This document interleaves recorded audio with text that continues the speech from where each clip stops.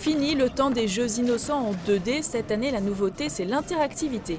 Ici l'action se passe en Italie pendant la Renaissance, le joueur incarne le personnage d'Ezio devenu assassin pour venger la mort de son père et de ses deux frères. La console de jeu sera cette année sur la seconde marche du podium des produits techniques les plus vendus pour les fêtes.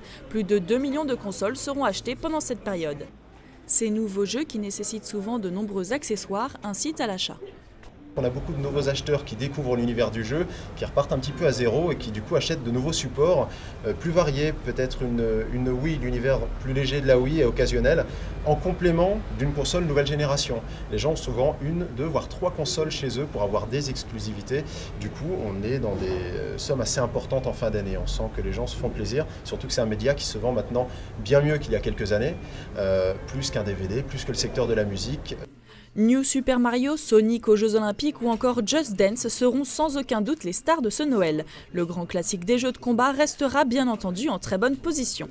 Si l'univers des consoles ne vous fait pas rêver, pas d'inquiétude, les cadeaux high-tech ne se limitent pas à cette catégorie. Les magazines de consommation ont déjà dégagé les autres tendances de ce Noël 2009. Autant d'avis, de tests et de comparatifs pour éclairer le grand public. Le high-tech a véritablement le vent en poupe, ça aussi c'est pas une nouveauté, mais plus on avance dans le temps, plus ça se renforce Noël après Noël. On a donc les téléviseurs, les consoles de jeux vidéo, les téléphones mobiles, mais les smartphones, les baladeurs MP3, tout ça marche très bien. Autre grand classique, les appareils photo numériques. Les marques ont développé leur gamme pour plaire au plus grand nombre.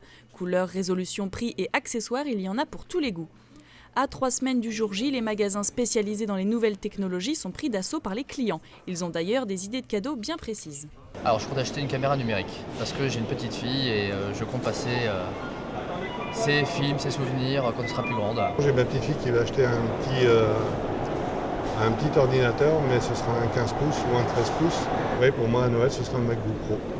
Malgré la crise, les Français dépenseront cette année en moyenne 203 € pour effectuer leurs achats multimédia. Au milieu de toute cette folie numérique, certains résistent encore et toujours à l'envahisseur high-tech. Moi j'offre du vin et des produits de beauté à mes parents et des livres à mon frère, voilà, très basique. Cadeaux high-tech ou cadeaux traditionnels, une chose est sûre, les pieds de sapin seront bien garnis.